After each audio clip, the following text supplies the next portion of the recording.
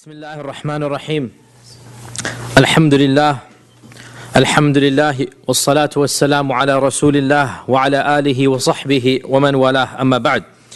In our last week's halaqah, we had discussed the infamous incident of the satanic verses, and we had mentioned the number of opinions, and Allahu A'lam, but it appears that there was no such story. And the fact of the matter is that the Quraysh prostrated simply because of the power of Surah An-Najm. And this rumor, as we said, led to the Muslims to return back from Abyssinia.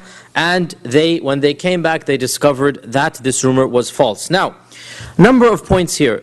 Before we get back to the actual story, the question arises about the number of people who immigrated the first time to Abyssinia and who was not a part of that initial batch. Now we're not going to go over all of the opinion, that's a little bit too advanced, but the main point is that from the immediate Sahaba of the Prophet ﷺ, of course the greatest companion is Abu Bakr, right? We'll discuss his case. Umar, at this point, why didn't Umar immigrate to Abyssinia? Who can tell me? He wasn't even a Muslim yet. Okay. Uthman, is he immigrating to Abyssinia? Yes, he was of those he immigrated. And then who is left? Ali ibn Abi Talib. Ali at this age, at this stage, is still a young child, really. You know, he's probably at this stage, he's probably around 9-10 years old. So the question of Ali immigrating could not come about, okay? Therefore, out of the Sahaba, the only two, out of the four, let's say the main Sahaba, the only two who qualify are Abu Bakr and Uthman. Uthman immigrated. How about Abu Bakr? We didn't mention his story. The story of Abu Bakr. Abu Bakr initially decided to immigrate. And he decided to accompany Uthman and the people to go to Abyssinia. But on the way to the ship, on the way to Jeddah, they passed by the neighboring tribe. The leader of that tribe was Ibn ad-Daghina. Ibn ad-Daghina was the leader of that tribe. And the tribe name is not known, so is not known to us here, so we're not going to confuse you more with more and more names. The main point is the leader or the chief, Ibn ad-Daghina, he saw all of them leaving. So, and they packed their bags, they have all of the camels loaded. So he said, where are you going? So they said, we're going to Abyssinia. He said, why? So they explained, where our people have tortured us, they have not allowed us to worship, and we are all going to a land where we can worship Allah. Now Ibn ad-Daghina had used to have a good partnership with Abu Bakr in buying and selling. He was somebody whom Abu Bakr knew personally. So Ibn ad-Daghina, when he saw out of all of these people, he picked on Abu Bakr, and he said, someone like you does not deserve to leave the land of Mecca. And if your people have persecuted you, then let me intercede on your behalf. And let me go and talk to them and give you my protection. Now remember, the whole Jahili system is based on who's going to protect who, right? And the tribe of Abu Bakr has basically accepted that they're not going to protect Abu Bakr anymore, okay? And so Ibn ad-Daghina said, let me go and negotiate on your behalf. And maybe they'll take my protection so that they're not going to harm you. And so Abu Bakr said, okay, let's give it a try. So Abu Bakr and Ibn ad-Daghina returned back. The rest of the Sahaba immigrated to Abyssinia. And Ibn ad-Daghina entered Mecca, and he approached the Kaaba, and it was the time that everybody sits. As we said many, many times, they had an afternoon time, where basically when everything is over in the day, you come and you sit in front of the Kaaba. And Ibn ad-Daghina announced that, O people of Mecca, would you accept it if I offered my protection to Abu Bakr? Now notice, he cannot do so instantaneously because it's the land of Mecca. And Ibn Daghina is not from the Quraysh, he's from another tribe, right? And so it's like a neighboring country saying, this is our citizen, can he live amongst you? And he has our rights. It's as if he's my tribe member. So this is an adoption, if you like, right? So Ibn Daghina said, I'll adopt Abu Bakr, let him live amongst your own people. Like basically, imagine America going to Canada, the Canadian government saying to America that, okay, look, forget his American citizenship, pretend he's a Canadian, right? That's basically what's happening here. That Ibn Daghina is saying that, let me offer my protection to Abu Bakr, but then he needs the permission of the Quraysh. Are you going to accept? And Ibn Daghina was a trading partner. Ibn Daghina was the chieftain of a neighboring tribe, the tribe that is next to Mecca. And so they basically had to agree because it's a neighboring tribe. And they wanted to just make him happy. So they said, okay, we will accept your protection for Abu Bakr. And therefore Abu Bakr did not emigrate because of Ibn Daghina. However, they said to Ibn Daghina, they said to Ibn Daghina, we're only going to allow this with one condition. And that is, Abu Bakr cannot pray publicly. Because Abu Bakr was of the elite of the Quraysh, and before this, he would pray in front of the Kaaba. And he was of the few people who was brave to pray in front of the Kaaba. Everything changed with the conversion of Umar. When Umar converted, then Muslims could pray in front of the Kaaba. Before that time, you had to be a really brave person. And it was really only the Prophet who would regularly pray. Once in a while, Abu Bakr joined him. So they said, we're not going to allow Abu Bakr to pray publicly. And if he agrees to this, we'll agree to your protection that he can do as he pleases in private, but not in public. And therefore the Quraysh agreed and Abu Bakr agreed. And therefore what he decided to do was, he was the first person to ever build a masjid. This is what it says. The first person to build a masjid. He didn't build a masjid structure, he basically extended his house and he made a room into his place of worship. Right? Because they didn't allow him to worship publicly, so he decided to make a public masjid. Right? He's using the loopholes here. So he builds an extension of the house and he begins praying in that extension. And he prays out loud because it's his house, and the condition was he can pray in his house. Right? So he's basically reading through the lines here. He builds an extension, he makes a masjid, and then he starts praying out loud in his house, which is now a masjid. Obviously what's going to happen? The people, Abu Bakr's tilawa was a very gentle tilawa. And Abu Bakr's recitation of the Quran was a very melodious recitation. And Ibn Ishaq says, the women and the children would gather around in amazement listening to Abu Bakr's recitation, because it was a beautiful recitation. And his own daughter Aisha tells us that Abu Bakr kana rajulan bakka'an. He was a man who very easily began to cry. And he would weep from the fear of Allah. And so when he recited the Quran, he would cry and he would beg Allah for forgiveness. So it's a very emotional recitation. So the people began to gather around his house every time he's praying. You know, it's a small city, it's a quiet time at night. You're reading Fajr or Maghrib or Isha or Tahajjud. Anybody walking by can hear you. You know, it's dead silent. It's not like the city. You know, it's like the houses are far, far away. It's a small, you know how it used to be in those days. Many of you might remember from back home, still houses are small, narrow alleyways. So Abu Bakr's recitation is going 5 blocks, let's say, right? Because that's what a block is for them. You know, each houses are there. So people began gathering outside of his house. Now technically the condition was he could read in his house. And that's what he did. But this got to a point where they sent a messenger to Ibn Daghina. And they said, we have to take back our condition. He cannot even pray in his house. SubhanAllah. We have to take back our condition. He cannot even pray in his house. You have to tell him to stop praying even in his house. So Ibn Daghina came to Mecca. When the messenger came, Ibn Daghina came to Mecca and he said to Abu Bakr that, "Oh Abu Bakr, I have no choice except to ask you to stop praying even. Or allow me out of this protection because I can't give you that type of protection." Right? You have one of two choices. That you either stop praying or I can't protect you anymore. Obviously, I don't need to tell you which one Abu Bakr chose, right? So he said, I throw back your protection to you and I accept the protection of Allah. I throw back your protection to you that you're free now, you have done your job, you did it now, you couldn't stand up basically because Ibn Daghina didn't fight at all, he just basically agreed. And in one sense we understand because it's not his territory, it's not his, and he's really going out of his way to help Abu Bakr. So Abu Bakr said, okay, thanks but no thanks. Take your protection back and I trust in the protection of Allah. And after this, he was in Mecca without any protection other than the protection of Allah. And that is why I told the story 2 weeks ago that when Abu Bakr came to protect the Prophet ﷺ, they almost beat him to death. And nobody lifted a finger because he was not under anybody's protection. Right? I told you the story 2 weeks ago that somebody came and tried to choke the Prophet ﷺ. Abu Bakr came and pulled it out and I said, أَتَقْتُلُونَ رَجُلًا أَنْ يَقُولَ رَبِّيَ اللَّهِ. Are you going to kill a person just because he said Allah is my Lord? And they began beating him until he was the equivalent of hospitalized. He was immobilized for more than a week and he could not move in his house because of the severity of beating. How could they get away with this even though Abu Bakr was Qurashi? Because his own sub-tribe had basically withdrawn and Ibn Daghina had withdrawn. So now he is a homeless person and he's living at his own risk, and he continued to live at his own risk until the Prophet ﷺ emigrated to Medina.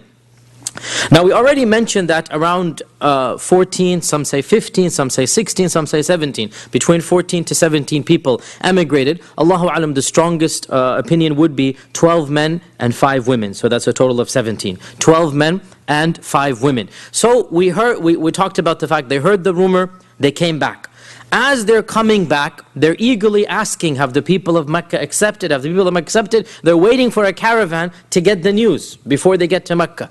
The first caravan they meet, they ask. And the people of the caravan said, you have heard false. This is not the case. The people of Mecca are as they were, and the new religion is being persecuted. And so this jolted them. This was a big shock for them. So much so that some of them said, let's just go back. Before entering Mecca, let's just go back. Now can you imagine, put yourself in their shoes. Mecca is right in front of you, right? This is your homeland, your relatives, your possession, everything is there. Literally, you're just one step away. And now, debate occurs, should we go back or not? Until obviously, emotionally, psychologically, they said, look, we're so close, let's just go back and see what the situation is like, right? Life would have been very tough. As we said, imagine a different culture, a different language. They don't speak Abyssinian. It's a whole different land, whole different environment. It's much worse than we can imagine. And I forgot to mention one point when I mentioned this issue, that subhanAllah, one of the punishments of Islamic law, which is no longer practiced pretty much anywhere in the world, because the world has changed, and this shows us sometimes change is permissible. One of the punishments of Islamic law for certain crimes is called at-taghrib. At-taghrib means leave your land and go somewhere else. If you're from, let's say, the Hijaz, go live in the Najd. If you're from the Najd, go live in Syria or someplace, right? One of the punishments for certain types of petty crimes, right? That you're not going to be whipped, you're not going to be jailed, just go live somewhere else for a year. That was a punishment. Wallahi, in our times, that's not a punishment, it's sightseeing, right? This is a vacation. You're telling me to go for a year, it's a vacation, okay. So look at how times have changed, that to leave your society, to leave your land, was a type of punishment. And so the Sahaba had to self-inflict this punishment when they went to Abyssinia. When they come back, they decided, okay, let's just go see what is happening in Mecca. Now, when they left Mecca, they had basically, again, I'm speaking in modern equivalent, they had cancelled their passports. They had renegated from their tribe, because that's the whole point now. So when they go back in, they cannot just expect the same protection. So each one of them has to find new protection. Each one of them has to find a new sponsor. Like, what's going to be my entry visa to get into Mecca? And we have some stories about what happened here. Uthman ibn Mad'un. Uthman ibn Mad'un, one of the famous Sahaba, and he has a lot of stories in the Seerah, and he died an early death in one of the battles of Shaheed. Uthman ibn Mad'un reached out to Al-Walid ibn al-Mughira, the same one who is the famous poet, because he had a friendship with him. And Al-Walid ibn al-Mughira agreed. And so Al-Walid marched with him, and they publicly announced, this is how they enacted treaties, they publicly announced, Al-Walid said, I have given my protection to Uthman ibn Mad'un. And so Uthman remained completely protected. Walid is one of the most powerful men in Mecca. We already said Allah revealed verses in the Quran. This is the father of who? Khalid ibn al-Walid. This is the father of Khalid, right? This is the one whom Allah reveals Surah Muddathir. ذَرْنِي وَمَنْ خَلَقْتُ وَحِيدًا وَجَعَلْتُ لَهُ مَالًا مَمْدُودًا وَبَنِينَ شُهُودًا. All of this Allah is talking about. This is Al-Walid. The one who فَكَّرَ وَقَدَّرَ. He thought, what am I going to say about the Prophet ﷺ? And then he said, this is a strange type of magic. This is Al-Walid, one of the most powerful men, rivaling Abu Jahl. So Al-Walid gave protection to Uthman. And because this is Walid, Uthman, not a hair on his head was touched. Now, Ibn Ishaq says, when Uthman would go back and forth in the city, and he would see the Muslims being persecuted, and he would see that he himself was untouched, his guilt began to get the better of him, even though he's not doing anything wrong. And he said, how come they are suffering and I am in safety? How come they are suffering and I am in safety? So one day he went to Al-Walid ibn al-Mughira, and he said that, oh my uncle, Walid is a senior man, elder man, oh my uncle, please take your protection back. Rudda alayya jiwarak. Your jiwar is called the protection. Just take back your jiwar. So Al-Walid said, my nephew, what has happened? Has anybody harmed you? Have I not done my service? I mean, is there anything, why do you want to return? It's a very obviously big thing. why do you want to return it? So he said, I cannot bear to see my fellow brothers and sisters suffer while I have this freedom. SubhanAllah. Look at, now there's nothing sinful per se about Uthman's situation, but his conscience was so strong. He said, why do I have, just because I have a friendship with Walid from the days of Jahiliyyah, now he's protecting me, how about the rest of the people? How about Ibn Mas'ud? How about Bilal? How about even the other people who returned from Abyssinia and who didn't get the protection I got? It's not fair. And so he voluntarily returned Al-Walid's protection. And Al-Walid came to the Kaaba and he said that, O people of Mecca, Uthman has asked that I return his protection to him.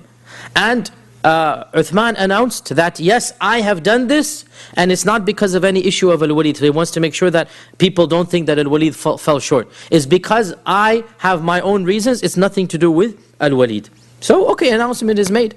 They're not going to just jump and attack on him. I mean, okay, the announcement is made. Now he comes walking back, and he passes by a very famous poet who was visiting Mecca at the time. One of the most famous poets, so much so he is of the mu'allaqat, or he is of the poets who has written the most famous poetry in pre-Islam. And he is one of those poets who eventually accepted Islam. Eventually, right now he's not a Muslim. He's one of the few of the mighty poets, if you like, who eventually accepted Islam. His name is Labid. His name is Labid. And he passed by, and Labid was sitting on the majlis, and all the people of Quraysh were surrounded. The poetry, this is their entertainment, right? So Labid is reciting poetry. And Labid was not from the Quraysh, he was a visitor. They had invited him for their festival. So Labid is reciting poetry, and so he begins to listen. Labid says, and he recites a line of poetry, أَلَا كُلُّ شَيْءٍ مَا خَلَى اللَّهَ بَاطِلُ. Now, pause here, footnote. The Prophet ﷺ said, the most truthful statement that any poet has ever said is this statement of Al-Walid. أَلَا كُلِّ شَيْءٍ مَا خَلَى اللَّهَ بَاطِلُ. The Prophet said, he quoted this. One of the few lines of poetry the Prophet ﷺ actually quoted. He hardly quoted poetry, but this is one of the lines he quoted. In fact, it's half a line, half a stanza. And so what does it mean? It means, verily, everything other than Allah is useless. أَلَا كُلُّ شَيْءٍ مَا خَلَى اللَّهَ بَاطِلُ. Right? So he said this line. And so he's very impressed, meaning Uthman. Eventually Labid accepted Islam, but right now he's a mushrik. So obviously you're happy. He's very impressed. And he said, Sadaqta, you have spoken the truth. Everything besides Allah is useless. The only thing that's worthy to concentrate on and to make an ultimate goal is Allah. Everything besides Allah is just useless. And then he said, وَكُلُّ نَعِيمٍ, and every single blessing, لَا مَحَالَةَ زَائِلُ, without any doubt it will disappear. Every enjoyment will disappear. Now, Uthman's heart had gone so high that what a beautiful line of poetry. Then he said something that he didn't agree with. So he said, كَذَبْتَ, you have just lied, because Jannah will never disappear. Right? This is, the line of poetry is that everything besides Allah is useless. And every pleasure, there is no doubt about it, will come to an end. And here Uthman said, no, you're lying. The pleasures of Jannah will never come to an end. Now this is in a large, you imagine this, this is the dignitary, this is the VIP, right? All of the Quraysh around him. He has just withdrawn his protection, right? And right then and there, literally on the way back, because they had the Nadi over there, on the way back he utters this statement. And Labid gets irritated. I mean, he is the guest of honor here. And he said, since when have you treated your guests with this manner? I mean, if you stand up and, a speaker has come from another place, since when have you, this is rude. I am your guest, you've invited me to recite my poetry, and now he doesn't know what's going on, obviously. Labid doesn't know that Uthman is a Muslim, and he doesn't understand all of this, right? So he considers Uthman a heckler in the audience, right? You understand this, right? And so he says to the Quraysh, since when has this become your custom that you heckle your visitors? And so somebody stood up in anger and gave him a hard smack and basically gave him a black eye. And his left eye became completely swollen. And he went home, and when Al-Walid heard, Al-Walid came rushing to his house and said, "My nephew, why did you get rid of my protection? I mean, I could have, it's foolishness. Come back with me, I'll give it back to you." I mean, you see what's happening here. And so Uthman responds that, "No, this is not a problem at all. Verily," and this is a classic line of Uthman, he said, "Verily, my other eye is now in need of the blessings that this eye has gotten. My other eye is jealous now. It needs to get the same thing as this eye." And he refused to get back under the protection of Al-Walid. And this shows us that, subhanAllah, I mean, some of the Sahaba did get that protection. Some of them remained in it, right? And this shows us people are at different levels. And there's nothing wrong with those who remained, but some of them did not feel comfortable, and so they returned their protection. Of those who kept the protection is Abu Salama. Of course, Abu Salama is the husband of Salama. Abu Salama is going to die shortly, and the Prophet is going to marry Salama, right? So this is that Abu Salama. So Abu Salama returned back, because Abu Salama and Salama migrated first, and then they migrated again, as we're going to talk about. There were 2 migrations to Abyssinia, as we're going to talk about. So Abu Salama comes back. Abu Salama is actually a cousin of the Prophet ﷺ. But he's a cousin from his mother's side, not the father's side. So Abu Salama is not Banu Hashim. Abu Salama is actually Banu Makhzum. Banu Makhzum is Abu Jahl. Right? Abu Salama is from the tribe of Abu Jahl. But his mother is the aunt of the Prophet ﷺ, i.e. Abdullah's sister. Right? You guys following? Abdullah's sister is Abu Salama's mother. So Abu Salama doesn't want to reach out to Abu Jahl. I mean, come on, Abu Jahl's not going to give me protection. So who can he reach out to? His uncle from his mother's side. Who is? Abu Talib. Abu Talib, right? Abu Talib is his mother's brother. So he sends a message to Abu Talib that, look, can you basically sponsor me? Can you get me into your tribe? Basically protection. So Abu Talib said, of course, yes. Now, what do you think Abu Jahl is going to do when he hears that somebody else has taken one of his tribe members? Who do you think you are? So a delegation comes from Banu Makhzum to the house of Abu Talib again. You're interfering in our politics. This is our guy, right? Who do you think you are to offer him protection? Because it's a matter of honor, it's a matter of snubbing their nose, basically, right? And so Abu Jahl and others, they get angry at Abu Talib. And Abu Talib said, well, if I'm going to give protection to one nephew, meaning the Prophet Muhammad ﷺ, why can't I give protection to the other nephew? Meaning Abu Salama. I mean, if I'm going to protect one, why can't I protect the other? And so they were not going to budge, and they surrounded his house, and an argument broke out. And then Allah brought about a solution from a source we would never expect. Abu Lahab. Abu Lahab stood up and he said, have you not irritated this old man enough? I mean, Abu Talib is a senior figure. He's an elderly person. Abu Lahab is now feeling compassion for his brother, not because he loves the Prophet ﷺ, but just as a brother. Because after all, they are brothers, And so he stood up and he said, have you not irritated this old man enough? Let him be, utrukuhu. Come on, let him be. How much are you going to pester this guy? Let him be. For wallahi, if you're going to continue, then I'm going to have to force my side. I'm going to choose him. This is Abu Lahab speaking, right? And he's not speaking out of a love for Islam. He's speaking out of his love for his tribe and the protection of his chieftain, right? And as we said, that type of love is not going to help you in Islam.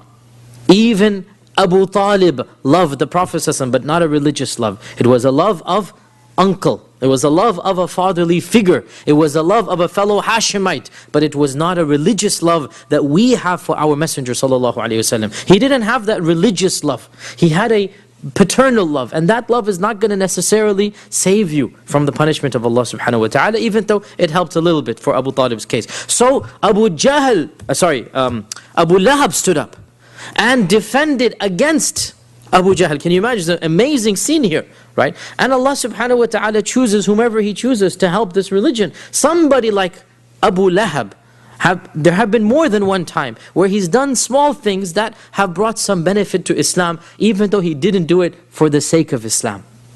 And Our Prophet ﷺ said in Medina many years later, he said, verily, Allah can help this religion from a kafir, from a pagan.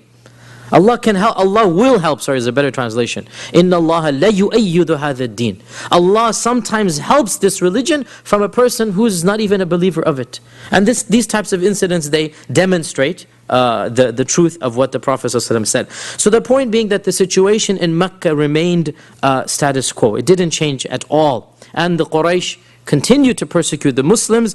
And so the initial batch that had immigrated from Abyssinia came together and decided, what do we do now? And the bulk of them said, let's go back.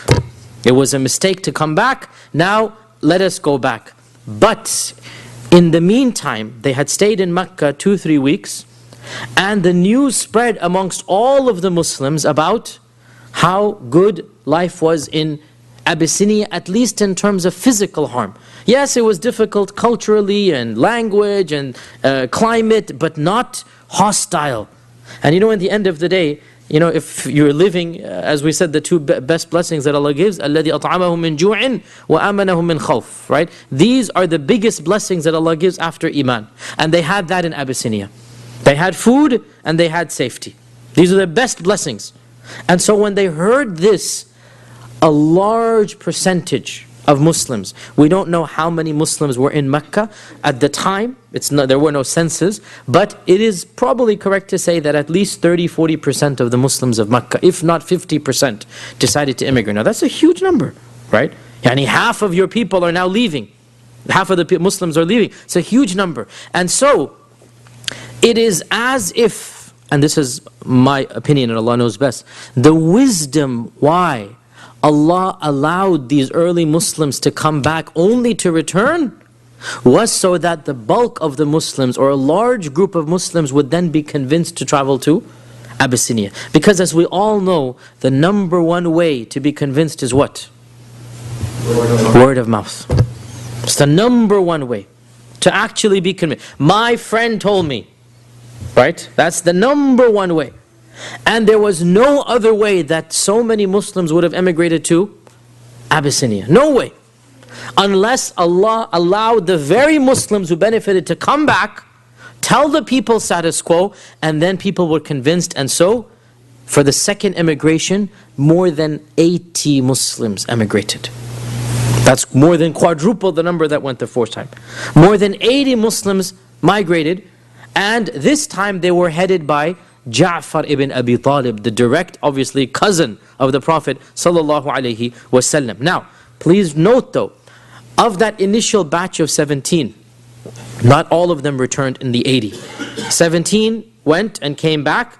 Some of those decided to remain. The most famous person who remained, Uthman ibn Affan. Uthman ibn Affan decided to remain, and he then immigrated to Medina. He participated in Badr and Uhud and all of the rest of the battles. So Uthman ibn Affan did not go back the second time, right? Of course, Abu Salama, Salama went back, and Abu Salama then passed away over there. Other Sahaba that did not go back, it is said that Mus'ab ibn Umair, the famous Mus'ab ibn Umair, who was the first to immigrate to Medina, right, the first person who the Prophet sent to Medina, because his own parents had tortured him the worst torture, his own mother and father. So the Prophet first sent him to Abyssinia. Then when he came back, he decided that he wanted to stay with the Prophet. So he stayed with the Prophet, but then within 3 years, before the immigration that he himself did, the Prophet, he sent Mus'ab. As soon as the first batch of Muslims accepted Islam, the Prophet said to Mus'ab, go to Medina and you can live there. So Mus'ab also did not return to Abyssinia. Other Sahaba as well, some of them returned, some of them didn't. Now, when over 80 people, and Mecca at this time probably had only a few hundred people in it, right? So 80 people in Mecca represents more than 15%, 20% of the people of Mecca. It's a percentage of the city. Remember, Mecca is not a thriving metropolis. It is composed of, and I said this way back in the beginning, when we say tribe, don't think 1,000 people. Think more like 10. Look at the Banu Hashim. There were 10 brothers, right? There were 10 brothers, the descendants of Abdul Muttalib. That's all they were, 10 brothers. So don't think of like massive. No, these are small sub-tribes. And there's only 6 or 7 sub-tribes of the Quraysh. So you do the math. Again, we don't have census records, but there were for sure, there were not more than 1,000 people in Mecca. For sure. And that's if there were 1,000. Most likely there were even 600, 500. Out of that, 80 are migrating. I mean, that's like more than 10% of your population, right? And it's a big embarrassment that your own people are leaving. This is unprecedented in all of Arabia. You never have your own tribesmen migrate out of your tribe. It's a huge embarrassment. And this is the Quraysh, the one that is the strongest tribe, the most elite, the most protective, the custodians of the Haram. And now they have 10-15% of their own tribespeople emigrate. This is a shame. And they cannot bear this. And so when they immigrated to Abyssinia, now the Quraysh decided, we cannot allow this immigration, we need to stop it. We need to stop it. So what did they do? They decided to send 2 people to Abyssinia and appeal directly to the Najashi. Najashi is the title of the person who rules Abyssinia. Like Caesar is the title of the ruler of Rome. Like Pharaoh is the title of the ruler of Egypt. This is not the name. Najashi is not his name. And in fact, his name was Ashuma. His name was Ashuma. The name of the Najashi with a Sad and a Ha. Ashuma. This is what we have narrated. And by the way, the grave of Najashi, of Ashuma, is still well known to this day. And some of my friends have visited it. I have not gone to that land, but some of my friends have visited. They said this is a well known, the grave of Najashi is well known in the land of Abyssinia. So they sent 2 delegates, Amr ibn al-As and another person. Scholars have differed who that second person was. Amr ibn al-As, for those of you who know who he is, you know who he is. Those who don't know who he was a very intelligent and shrewd politician. And when he accepted Islam, he retained that know-how of how to rule. And he became Muawiyah's main advisor, Amr ibn al-As. And of course, he's a companion, so we say nothing but good about him. But at this stage, he's not a Muslim, obviously. And he was a very cunning person at this stage. Later on, Iman came, and so alhamdulillah, he accepted Islam. And as a Sahabi, we say nothing but good of him. But he had that mind of a politician. And he had that blood in him. He had that prestige of being a ruler in him. This is Amr ibn al-As here. So Amr ibn al-As was sent by the Quraysh because they know who he is. And they sent one more person with him. So they traveled all the way to Abyssinia. Now, Salama, who was to become our mother, Salama has left us many reports about life in Abyssinia and about the details. And alhamdulillah, we thank Allah for this because she's the main reporter of the events of Abyssinia. And Salama narrated, and this is in Sahih Bukhari, Salama narrated, when we landed in Abyssinia, this is the second hijrah, when we landed in Abyssinia, we were treated very hospitably by the Negus. He granted us security in our religion. He allowed us to worship Allah without persecution or any hindrance. In fact, we did not even hear one ridicule against us by the people. You know that when you're a minority in a majority, usually there's racial slurs, usually there's, look at what's happening in America now, right? You know, these people are taking our jobs, they're this, they're that, you know what's happening, you know, it's a common thing. So Salama is saying that we didn't even hear one word spoken against us. But then the Quraysh heard of our status, that we have izzah.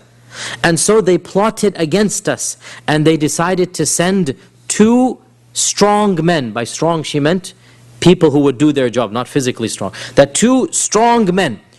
And they gave them precious gifts. They loaded them with gifts. What were the gifts of Mecca? Primarily leather skins. Mecca was known for a special type of camel leather, which was obviously, I mean, you're not going to get that type of leather in Abyssinia. And so Mecca was very well known for exporting. The main export of Mecca was that type of leather. The main export of Medina always was dates. So they sent all of these luxurious camel skins and many other gifts, and the 2 dignitaries, emissaries, arrived in Abyssinia. The first thing that they did was they went to all of the viziers, the ministers of Najashi, and they gave each of them expensive gifts and leather. Basically bribed them. They gave each of them expensive gifts and leather. And they said to them that we have in your midst a group of renegades and rebels. And we will speak to the Najashi tomorrow about their case, and we want you to hand them back to us and support us in this cause. So basically this is open bribery. Okay, this is open bribery. And so make sure that you help us out in this regard. When we give the Negus his gifts, remember our gifts to you, because they're going to bribe the Negus tomorrow. And subhanAllah, look at the hatred really of the Quraysh here, that they can't even bear to see the Muslims live in a foreign land. It affects them that they have so much freedom. So the next day they approached the Negus and they said, some foolish youth from amongst our nation have emigrated to your country. They have left our religion and they have not embraced your religion. They've invented a new religion. They have left our religion and they have neither embraced your religion nor any of the other religions that we are aware of. And the leaders of our community have sent us to you in order that you hand these young foolish people back to us so that we can deal with them, because we are more knowledgeable of their faults than anybody else. And so they presented the Negus with lots of fine gifts and incense, and they presented him with all of these leather goods. And subhanAllah, this is the reality of, in our times we call this lobbying basically, right? In our times we call this lobbying, that you go and you give politicians money. And when you give them money for their campaigns, for their funds, and this is perfectly legal in this land, as you know. It's perfectly legal. In fact, that's the way the system works, right? And subhanAllah, just as a comment here, it's not directly related to the seerah, it's a comment here. SubhanAllah, our religion is so perfect that our Prophet ﷺ, before all of this modern system came about, our Prophet ﷺ strictly forbade what we now call lobbying. Strictly, with the most harshest words. You're not allowed to give a public servant money.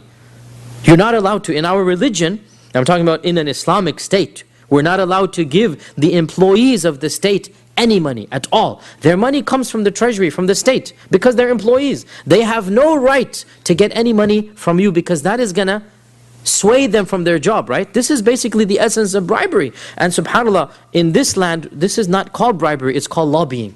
It's completely legit. Even though, and this is the irony here, if you pay them money directly to their pocket, this is bribery. But if you pay to their campaign, this is, or you pay something else, this is lobbying. And they just have their ways around it. You all know the famous hadith of the Prophet that he appointed somebody to go collect zakat, right? And the zakat collector came back and he said, all of this is for you, and I was given a gift of something small. This is my gift, right? This is my lobbying I got. The Prophet ﷺ became so enraged that he stood up and he called the people to come to the masjid, and he gave a khutbah in the middle of the day, not on Friday. He gave a khutbah about this, and he said, what is wrong with some of you? He didn't mention the person name because he never did that. What is wrong with some of you that we appoint him to do a job and we pay his salary, and then he comes back and he says, this is for you and this gift is for me. And then the Prophet said something that is very, very blunt, but it shows how angry he was. Why didn't this man sit in his mother's house and see if a gift would then come to him? This is wallahi the essence of Islamic political science. Why didn't he sit in his house and then see if somebody would give him a gift, right? You have no right for the public's money. You're getting paid to do your job, do it. You're not getting paid to take the people's gifts and take a cut from them, right? But subhanAllah, the way that other systems work, it's a completely different system, and that's why money talks in this part of the world. And that's why if you have money, you will be able to get things passed, even at the highest levels of political power. And if you don't have money, even if the truth is on your side, and so the Quraysh know this tactic very well, and they're basically greasing the hands of Najashi and all of the people there. Now notice here, they are frightening the Najashi by religious differences, political differences, social differences, and perhaps even some scholars say economic bribery and differences. Religious differences, the Najashi and his followers are all Christian. So they come and they say, these guys are religious fanatics. They're neither our religion nor yours, they're a cult. Social differences, they say they have broken away from the elders. They're a bunch of youngsters. They're just dismissing them. Economic differences, well, perhaps not differences, but they're attempting to bribe. And some scholars try to say that, and Allah knows how true this is, that there was also insinuation that the economic treaties between Abyssinia and Mecca would be weakened. And Allah knows how true this is. Political as well, that these are a group of strangers. We don't know what's going to happen. We can control them, send them back to us. And every government in power is scared of unknowns. Every government is scared of unknowns. And so they're trying to frighten Najashi religiously, socially, politically, culturally. These guys are all weirdos. And to this day, that's the common tactic. That these people, we don't know what they are and who they are. So when they finished their petition, the vizier stood up. They've been bribed. And they said, "O our ruler, verily what they have said makes complete sense. These are strangers in our land. We don't know anything about them. Return them back to their people. Let them deal with their affairs." SubhanAllah, money talks. Right? They were bribed and they listened to the bribe. So the viziers, all of them that had been bribed, stood up and agreed with the two Qurayshis. Najashi said, "No, by Allah, I cannot just hand them back after they have chosen my land." Now remember, when they entered Abyssinia, even though the books don't mention this, but it must have happened, they must have sent a petition to Najashi asking permission to live. Because there's no other way you can live in that land. And Najashi must have granted that petition. Even though the books of Seerah don't explicitly write it out, but it's understood. There's no other way. So Najashi is aware what's happening, that there's a group here from Mecca. So he said, "These people have chosen me over all the other lands they could have chosen. And they ask for my protection. The least that I can do is to listen to their side of the story." SubhanAllah, look, he's a king. He doesn't need to listen to 80 people, right? But what did the Prophet say? "Malikun adil." Didn't he say that? He's a just king. And a just king will listen to both sides and decide what is right and wrong. Did not decide what is in his power or what is in his benefit. So he said, "I will not return them back until I listen to them." He didn't say, "I'm not going to return them back." He said, "Let me see what they have to say. And then we'll make up our minds." I can't just, and subhanAllah, look at this. I mean, this is way before we have modern law. Najashi has common sense. That you have to listen to both sides of the story. And so, Najashi says that we need to listen to their side. And this shows us how true the Prophet ﷺ was when he said he is a just king. And it also shows us that when Allah is on your side, Allah will plot and plan no matter what the others plot and plan. وَمَكَرُوا وَمَكَرَ اللَّهُ وَاللَّهُ خَيْرُ الْمَاكِرِينَ. So the Negus sent a messenger. Najashi sent a messenger to Ja'far ibn Abi Talib. And he said, "Come all of you to the palace tomorrow and explain to us why your people are opposed to you." Now, they had never seen the Najashi. Najashi is the king, right? They had never had any direct contact with him. Now they're being told, the emperor himself wants to meet you. Come to the palace, all of you. And so they became frightened, which is only natural. And they said, "What are we going to say? What are we going to tell him?" And so Ja'far said, "We will only say what our Prophet ﷺ told us to say, and we're not going to change the truth no matter what happens. I.e., we'll speak the truth." And it shows that when Muslims stand up for the truth, Allah subhanahu wa ta'ala will protect them and stand up for them. So when they arrived at the palace, they found the Negus surrounded by his advisors, by his, the Arabic word is batariqa, and batariqa actually has a Latin original, which was then made into English, which is patriarch. The word patriarch is from batariqa, it's the same thing. So the patriarchs are basically the senior figures of the religion. Right, they are the ministers. So he was surrounded by the viziers and the patriarchs. This is an official meeting. All the congressmen and senators are present, if you like. They all come to the palace. And you have Amr ibn al-As and you have his companion on one side, and you have Ja'far ibn Abi Talib and the delegation of the Muslims on the other side. Now Amr ibn al-As entered first, and him and his companion, as was the custom of the Najashi, they prostrated in front of him. Because as with most emperors, even the Roman emperor, the Persian emperor, the Abyssinian emperor, people always prostrated in front of the king. This was the common practice of all kings of the time. And I mean, these people are pagans. If they're prostrating to rocks and stones, prostrating to a living being makes more sense than prostrating to rocks and stones. They don't mind, who cares? It's all the same to them. So they prostrated in front of Najashi. Ja'far ibn Abi Talib entered. And he walked in erect, firm. And he did not lower his head 1 inch. The minister said, "How dare you walk in without prostrating to the Najashi?"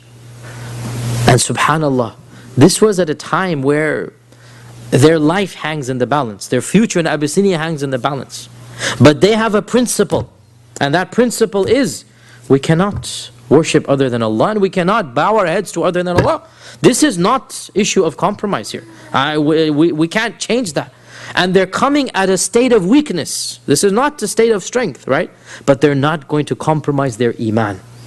And so Ja'far says, our Prophet ﷺ has told us that we can only prostrate to our Lord. This is our religion. We can only prostrate to our Lord. And so Najashi says, and obviously all of this is through a translator because they couldn't speak Abyssinian and he could not speak Arabic. Najashi says, "Tell me, what is this religion of yours that you have now invented? Now you're showing me this religion by not prostrating.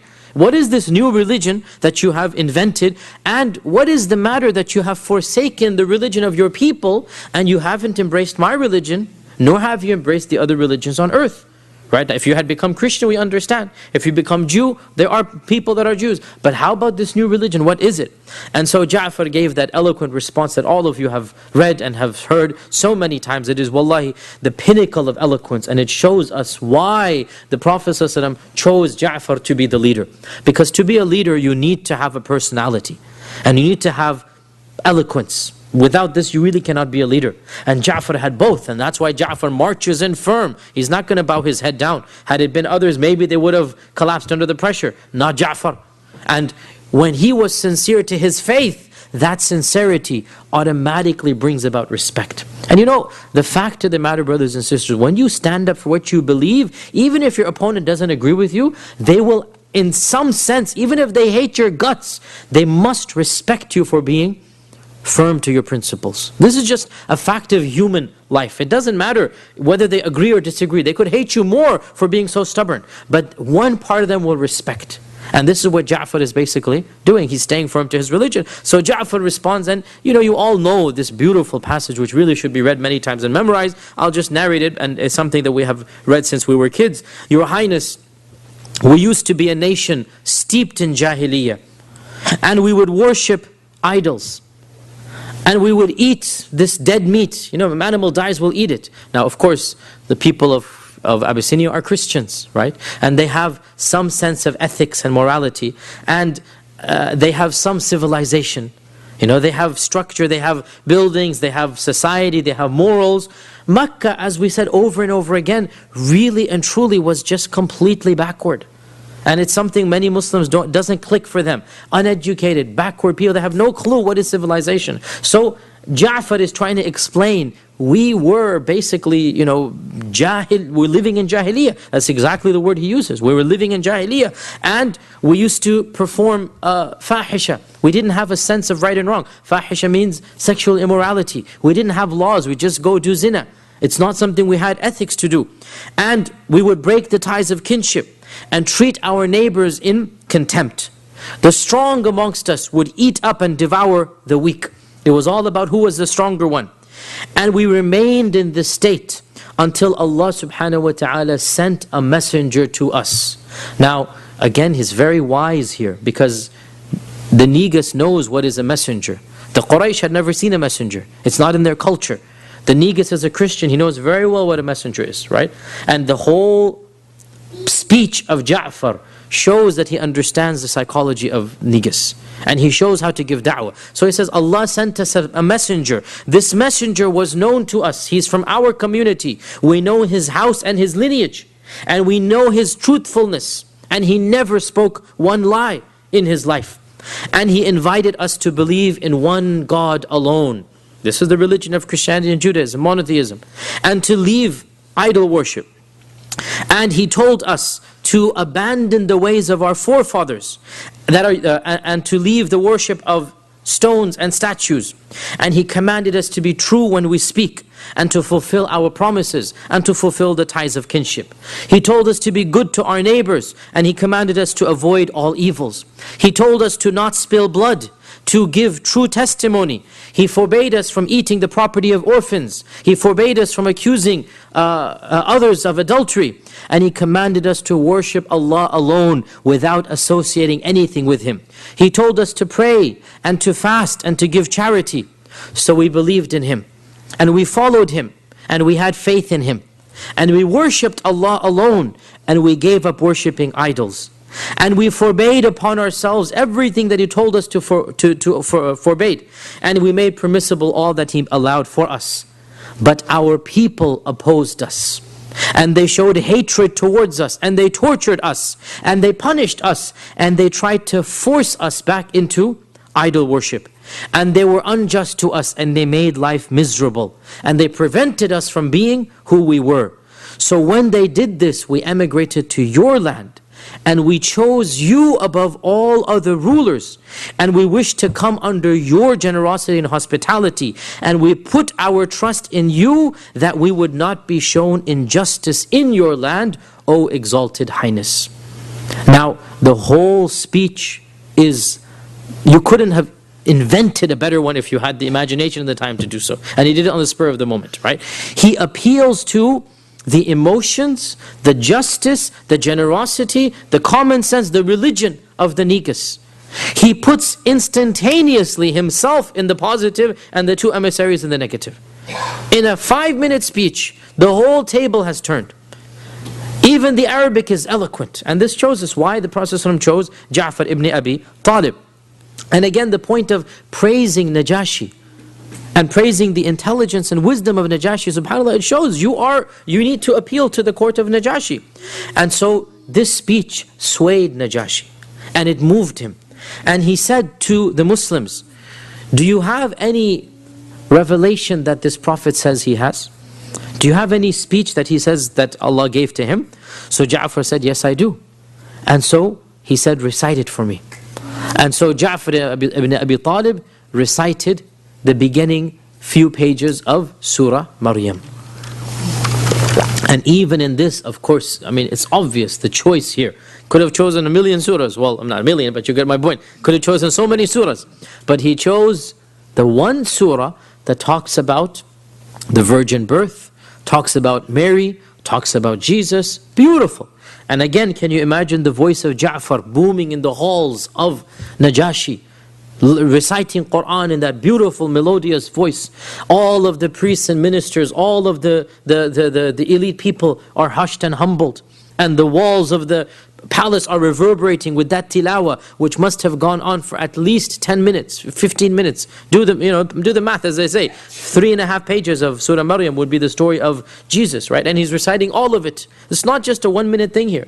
Imagine, again, put yourself in that shoes for 15 minutes. Beautiful tilawa. And obviously, it is said, Ibn Ishaq himself says this, that even the Batariqa, even the patriarchs, without even understanding what was being recited, they were moved to tears. I mean, this is the Qur'an. And we believe the Qur'an has this impact. And so even the patriarchs were moved to tears. And Najashi himself began to cry. When it was translated to him, he too began to cry. And then he said, I swear by God, this recitation, this tilawa, and the messages of Moses and Jesus have sprung forth from the same fountain. This is the same source. And he spoke to the two emissaries and said, go away from me, because I'm not going to hand these people over to you, and I'm not even going to think about it, basically. Don't even think about handing these people back. So Amr ibn al-As and his companion exited in humiliation, and as they were leaving, Amr whispered over to his companion and said, don't give up yet. I have one final trick. Tomorrow, I will come back and bring one final trick out of my hat. His companion said, now his companion, some people say it was Abdullah ibn Abi Rabi'ah, others say it was his cousin Umar ibn al-Walid. Allahu alam who it was, there's a little bit of a difference who the companion was. His companion was the more gentle of the two, and his companion said, leave it, Ya Amr. Khalas, leave it. Yani we tried, we failed. Because look, even if we don't agree with them, in the end, they are our relatives. I mean, realize this is your cousin, your brothers, your uncles, your nephews. They are our relatives. I mean, leave it alone from now. But this is Amr ibn al-As, and at this time he's not a Muslim. So Amr said that no, one more attempt, just wait tomorrow. So the next day, they sought permission again. And the Niga said, what do you want? We already decided. Yani you're not going to get them back. And so Amr said that, oh, Holy Emperor, we forgot to mention to you one thing, that they say something blasphemous about the God that you worship, Jesus Christ. They didn't tell you that bit. Go ask them what they believe about Jesus Christ. Now, what is blasphemous? He's not the Son of God. Right? This is blasphemous because it's not Christianity. And so, Najashi is now interested, like, what is this? So Najashi sent the emissary again on the next day and said, come immediately to the palace. Come immediately to the palace. We're waiting for you now. We want to know what your position is on Jesus Christ. At this, the Sahaba were struck with terror much more than they were on the day before. Because now, this is like, come right now. And they know this is now Amr's doing, because what else is going to happen now, you know? And so, once again, they say, what are we going to say, Ya Ja'far? And so Ja'far said, we will say exactly as what the Prophet ﷺ told us to say. And that is that Jesus Christ is the Abd of Allah. He is the servant of Allah, and He is the Rasulullah, and He is the Ruhullah. And He is born of the Virgin Mary. And we will not change this for them. SubhanAllah, He's not going to change what they believe just because He wants to please Najashi. And this is the way of the believer. Because they stood up for the truth, Allah subhanahu wa ta'ala protected them.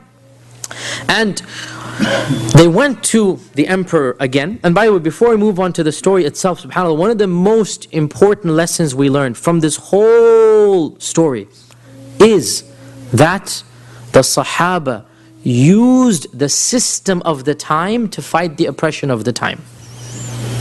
It's not an Islamic state, is it? Right? Najashi is not a Muslim. Not now, he's not. And they are being charged, if you like, in a manner of the system of Najashi. And I say this because we have some people still left.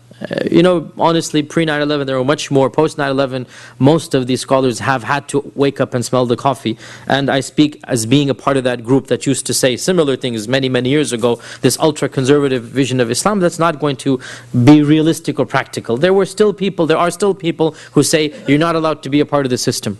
You're not allowed to be a part of the democratic process. You're not allowed to do this and that. There are still some minority of scholars who say this.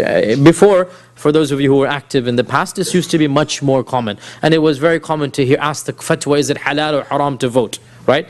Now here we find that Ja'far ibn Abi Talib is using the system of the land to fight against oppression and to fight for his freedom. Is he not? Right? And nobody is saying, oh, hold on a sec, the ways of Najashi are the ways of kufr. These are democracy or this or that. No, you have no choice. This is the way you need to fight for the truth. And you have to use the resources given to you. And the land, whatever system it has, you use it. And Ja'far had no qualms using the system. So we will do the same thing in this land. We will fight against oppression through the courts, through the media, through the public pressure. The same opportunities that everybody has, we too have them. And we must do so like Ja'far ibn Abi Talib did. Ja'far used his opportunities, we need to use our opportunities. And therefore, Ja'far ibn Abi Talib said that we're not going to change the truth. And so they come back to the Najashi, and Najashi is a bit irritated. And he asks them, what is this that I have heard, that you have a blasphemous opinion about Jesus Christ?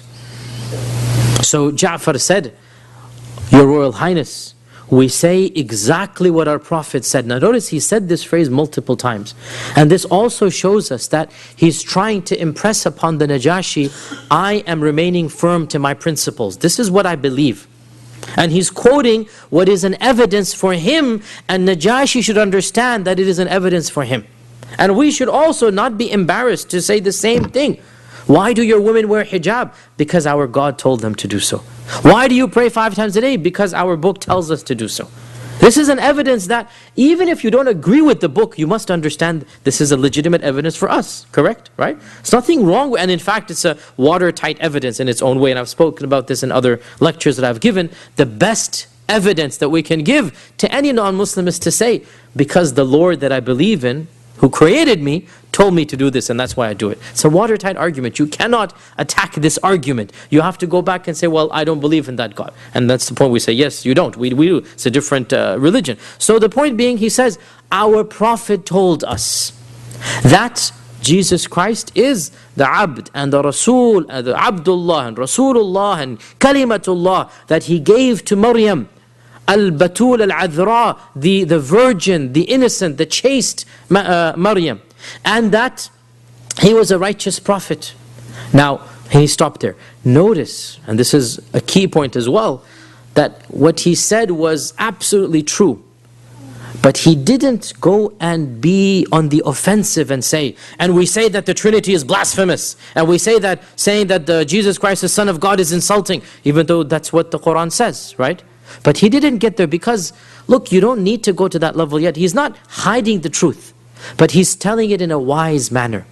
And we do have some who really don't understand how to give da'wah. That, look, right now you just need to establish your credentials. He's not lying. Everything he says is positive, but he just stops before he gets to the point of saying, what you guys believe is blasphemous in our religion. There's no need to say that. Right? He says what he believes, and Najashi gets the point. You don't think he's the son of God, basically, because he doesn't say that. And even in this is wisdom. That, and I've said this many times before, we're never allowed to lie. But there's also a manner of speaking, and an audience in which we speak in, and a methodology and a wording, and Ja'far uses the appropriate wording. And so, when Ja'far said the truth, now it comes out, and we can read into the lines here, that the Negus was not in fact a believer in the Trinity. And he didn't believe that Jesus Christ is the Son of God. And in this he resembled Heraclius, his contemporary and colleague, the Emperor of Rome. In that, once upon a time politicians were educated. Those were fairy tales of the past. They no longer exist in our times. You know, we must believe that once upon a time politicians used to be smart people. That was a time long gone. So politicians actually were intellectuals. And both the Najashi and Heraclius believed in versions of Christianity that their own priests did not believe. And so when Ja'far speaks the truth, Najashi is even more impressed. Because this is what he himself has been believing all this time. And so he picks up a little branch that was in front of him, a twig, and he says, Wallahi, what you have just said does not exceed what Jesus Christ said by this much of a branch. In other words, your message is the message of Jesus Christ. He never said he's the Son of God. He never said that he's a third of a Trinity. And there are many Christians who secretly believe this or who know this, but then society is simply too much of a pressure upon them. And so when he says basically what Najashi himself believes, then Najashi now makes a final decision. And he turns to the emissaries and he says to Amr ibn al-As that, begone from here and take all of your gifts back with you. I have no need for them. He returned the gifts, at least the day before he kept the gifts, right? Now to add insult to injury, right? I don't need your cheap bribes. Go return all of these gifts to them. And so Salama is narrating all of this, and she concludes by saying, the two emissaries left, humiliated, debased, and degraded. Khalas, that's like, they've lost everything. Having been returned the gifts that they had come laden with, all that they came with, they went back with. And this is, really, it's a slap in the face, because gifts are typically accepted, right? And the day before, had they left, the gifts would have been there. But now, every gift, even the minister's gifts, was returned. Nobody's allowed to take anything from them. And we remained in the land, receiving the best hospitality and the most neighborly treatment until we finally returned to the Prophet ﷺ in Mecca. A few more points, inshallah we'll go for another 10 minutes and then stop for Isha, because we need to finish the story of Najashi. Now, when Najashi said this, that he picked up the twig and he said, Jesus Christ never said anything more than this, rumors spread that Najashi has become a heretic. He has abandoned the religion of our forefathers. Najashi has become a heretic. And so the ministers, and you know how politicians are, I mean, there's always internal battles, and a lot of people, there's always inner struggles and inner cores. So another group began to speak against the Najashi privately. And they began to taint him that he's not Christian enough. And he has heretical beliefs. And there was a possibility of a coup d'etat. And Najashi is aware of what's happening. He has his own sympathizers telling him. And so one day, he decided to confront that batch of instigators. And he wrote on a parchment, in his own language, Ashhadu an la ilaha illallah. That I bear witness that, la ilaha illallah, and that Isa is the Ruhullah, and the Kalimatullah, and the Abdullah. He's a Christian, this is what he believes, right? And this is what we believe. And he put this parchment inside his robe. You know, he's wearing all of this fine robe. He put it inside his robe. And then he calls these instigators and he brings them into his private chambers. And he says, what is your problem with me? What is the matter? Have I not been a good king to you? They said, yes. Have I not been a just ruler? They said, yes. Have I not improved the situation, this economically, whatever? And overall, everybody loved Najashi. Overall, he was one of the better kings. They said, yes. So he said, what is your problem with me? Come out with it. Tell me, what is your problem? And he knows because of his own sympathizers. So they finally come out and they say, you have abandoned our religion. And you have heretical beliefs. So he asked them, what do you say? What do you believe? And so they say, we believe that Jesus Christ is the Son of God, He's our Lord, He's our Savior, He is the third of the Trinity, etc. Basically, Christianity. And so, Najashi said, and I swear by Allah that this, and he pointed to the piece of paper, which was on his heart, that this is exactly what I believe. And he left it at that. Now this is, of course, tawriyah, complete double meaning. Completely, he said something which is true, right? But the way they understood it is completely different, right? I swear by Allah, this is what I believe. And by this, he means what is in the parchment that is next to my heart, right?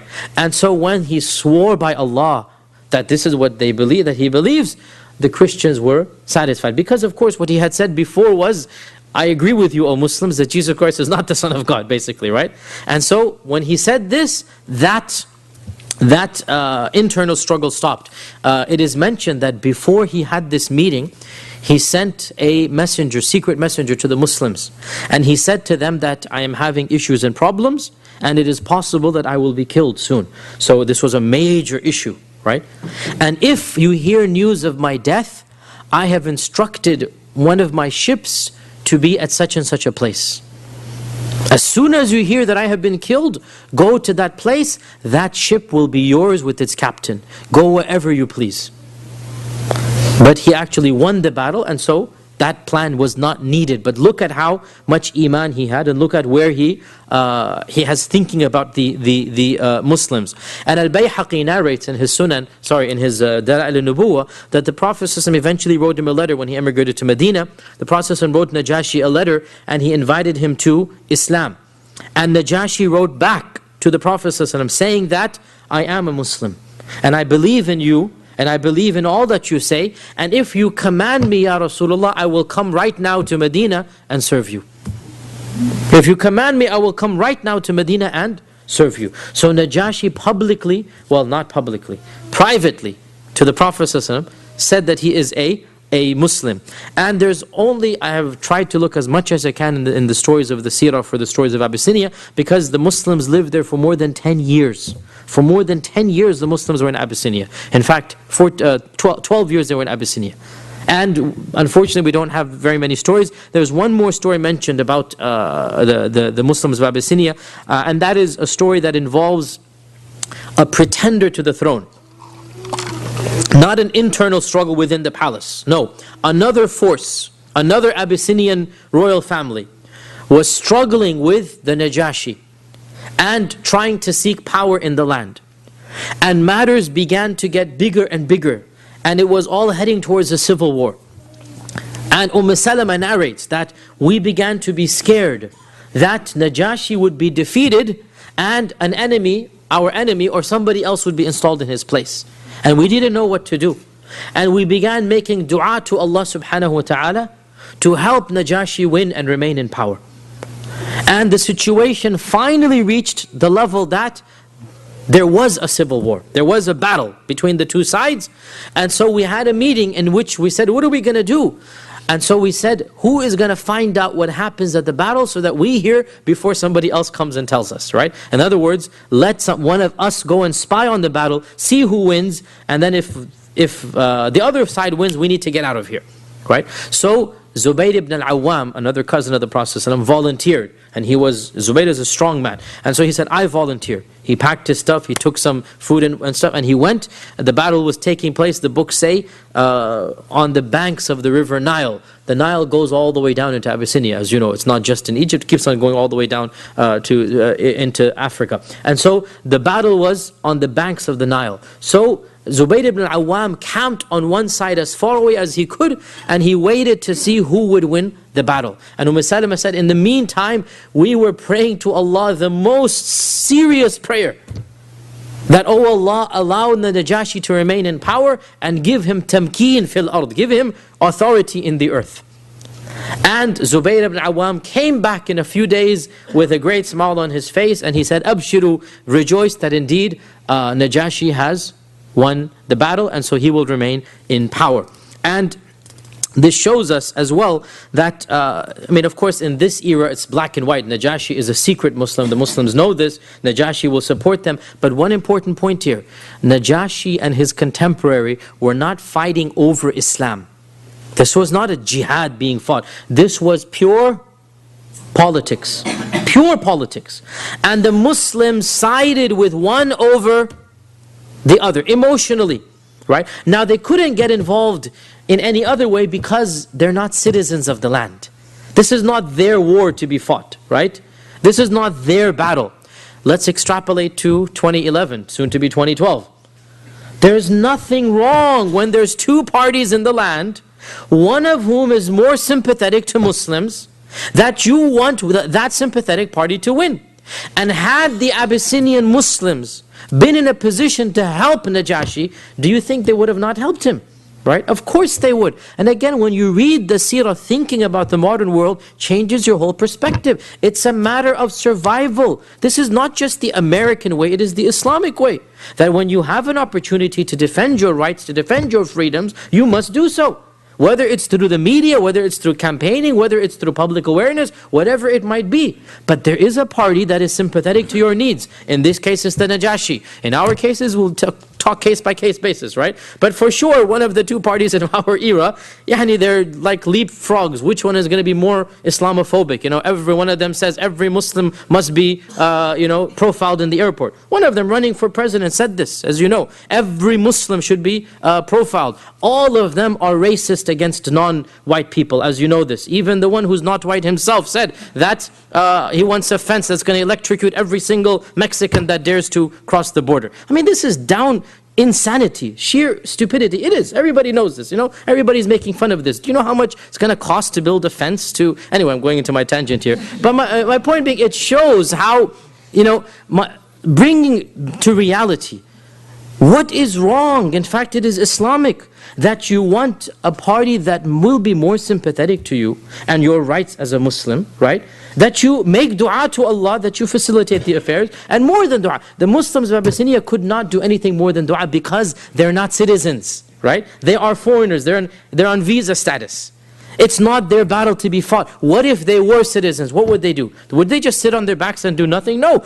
Salama said, we were never as terrified as we were when we heard that the Najashi might lose. So they are desperate to get their freedom. Well, we are in similar, not that similar, but nonetheless, we have some types of similarities here. The final point, inshallah, and then we will conclude, that Najashi eventually died a number of years later, and the Prophet ﷺ came out one day in Medina, and he said, Jibreel has come and informed me that a pious brother of yours has died in a neighboring land, before anybody could come and tell him, 2 weeks journey, instantaneously, on that very minute, the Prophet ﷺ was informed that Najashi has died. And he commanded the Sahaba to come and pray the one and only prayer that was ever prayed in the life of the Prophet ﷺ, Salat al-Janaza al-Ghaib. The only time ever in the history of Islam that the Prophet ﷺ prayed over somebody without a body being present. It's called Salat al-Janaza al-Ghaib. Never before or after except over Najashi. And I've written a long article on this. You can Google it online, or I can send you the link, or maybe you can send it here, about the fiqh of praying Salat al-Janazah over Ghaib. When should it be prayed? The four madhabs all have different opinions. The question arises, why did the Prophet ﷺ only pray over Najashi?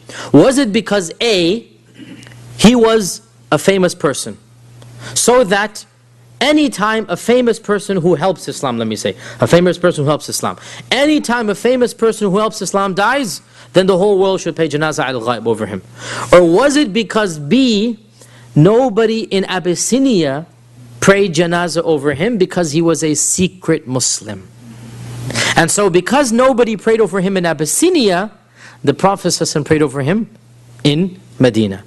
Based on this ikhtilaf, the four madhabs had their own opinions, and even within the four you have more, and this, I have written an article about this, you can find it online. In my humble opinion, the reason is because nobody else prayed over him, and that is because many famous Sahaba died in the lifetime of the Prophet ﷺ, and he didn't pray, and they died in either in battles or in other places, and he didn't pray Janazah over them.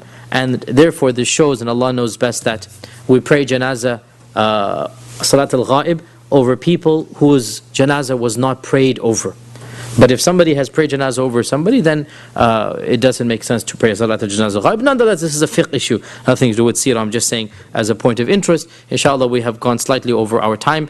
We'll take some questions next week, inshallah ta'ala. Just remember them and write them down. And there's an announcement to make, and inshallah I will see you all next week, inshallah, as well. So, go ahead. Yes? Can you just give a little bit about the 10th of Muharram and the fasting and all that, just around the corner? Very pertinent question. We're already running late. Inshallah, we'll do a short salah as well then. This is of course the month of Muharram, and it is the year 1433. And the month of Muharram is a very special month. It is a month that the Prophet ﷺ has said, it is the only month that the Prophet ﷺ has called it the month of Allah. The Prophet ﷺ said, Shahrullahil Muharram. Shahrullahil Muharram. There is no other month that has been ascribed to Allah. Shahrullahil Muharram. And Muharram was chosen by Umar ibn al-Khattab to be the first month of the calendar year. You all know that the calendar year was decided by Umar ibn al-Khattab in the 16th year of the Hijrah. The 16th year of the Hijrah, Abu Musa al-Ash'ari sent a letter to Umar, and he said to Umar that, "Oh Umar, Ya Amir al-Mu'mineen, your letter comes to us, but we don't know when it was written and when you want us to do something by. There's no dates, i.e. So please set for us a schedule or a calendar that we can implement the commands by." And so Umar said, this is a great idea. So he called a gathering of the Sahaba, and he asked them, when should we begin our numbering system? And there were many opinions at the birth of the Prophet, at the death of the Prophet, and at the Hijrah. And Ali said it should be at the Hijrah. Ali ibn Abi Talib suggested at the Hijrah. And he said because this was when Allah changed the situation of Islam from being persecuted to being protected, from being humiliated to being at a state of izzah. It's the Hijrah. That was when things changed. So let's make the Hijrah the first year. Okay, the Hijrah is the first year. What's the first month? Because they didn't have a, they don't have a first month, right? The 12 months, the names were in pre-Islam. But because there's no calendar, no month is the first month. So one opinion says Ramadan, because that's the holiest month. Another opinion says Rajab, because Rajab is the only of the 4 Ashhur al-Hurum that is by itself, right? Another says Dhul Qa'dah, another says, Shawwal. Shawwal, because that's the first No, sorry, Dhul Qa'dah. Dhul Qa'dah, Dhul Hijjah, Muharram. Another says Dhul Qa'dah because the 3 holy months, there's 4 holy months, Dhul Qa'dah, Dhul Hijjah, Muharram, and then Rajab by itself. Right? So one opinion was we choose Rajab, another opinion was we choose Dhul Qa'dah because that's the first of the 3. Another opinion was Dhul Hijjah because that's when the Hajj takes place, because there's lots of opinions now. Until finally, it was Umar as well who suggested, and others then agreed. Umar said, it shall be Muharram. Why? Scholars have differed, but the riwayah in my opinion is very clear. Later scholars have said because in Muharram, Nuh was saved with the ship and Musa was saved with Fir'aun. This is all valid, but that's not why Umar ibn al-Khattab chose it. He said very clearly, this is because the Hujjaj return home, and so basically a new life begins for the Hujjaj. It's a very interesting point here, right? Yani when you come back from Hajj, you turn over a new leaf, right? And so by Dhul Hijjah, when you're in Hajj, now you come home, that's when you change. So it should be when the Hujjaj return, and in those days most of the Sahaba would do Hajj, right? I mean, this is Makkah, Medina, it's not like America and Timbuktu, it's Makkah and Medina. Most of the Sahaba are going for Hajj every year. So every year should be like a new beginning, basically, right? And so Muharram should be chosen as the first of the year. Later scholars then tried to bring it back to the Hijrah, that the niyyah to make the Hijrah by the Prophet was actually formulated in Dhul Hijjah, and so the first month that was seen was the month of Muharram. But again, this is reading back. What Umar himself said makes the most sense. So I've gone into my tangent as usual, but inshallah you benefited with this. Muharram is a blessed month, it is a sacred month. Aisha said that I have never seen the Prophet ﷺ fast in any month other than Ramadan as much as Muharram. And the Prophet ﷺ said that fasting on the 10th of Muharram forgives the sins of the year before. Don't get confused, always the fast of the 9th and 10th of Dhul Hijjah, both years, back and forth. The 10th of Muharram is the year before. Only the year before, which is big enough. We're saying only, but the minor sins of the whole year. And on this day, as we know, Musa was saved from Fir'aun. Another version adds that Nuh's ship landed on Judi, on Mount Judi. Nuh's ship, Islam's ship, was saved on Judi, and Fir'aun was destroyed on this day. And as for the sad event that happened in Karbala on that day, it is a time of sadness, there's no question about it, but it has nothing to do with the 10th of Muharram being sacred. It was just a coincidence that it happened on that day, and our heart bleeds for the evil that happened, but it has nothing to do with the sacredness and sanctity of that day. That was made sacred before what happened at that instance. And so inshallah, I remind myself and all of you to fast on the 10th of Muharram if it is possible to do.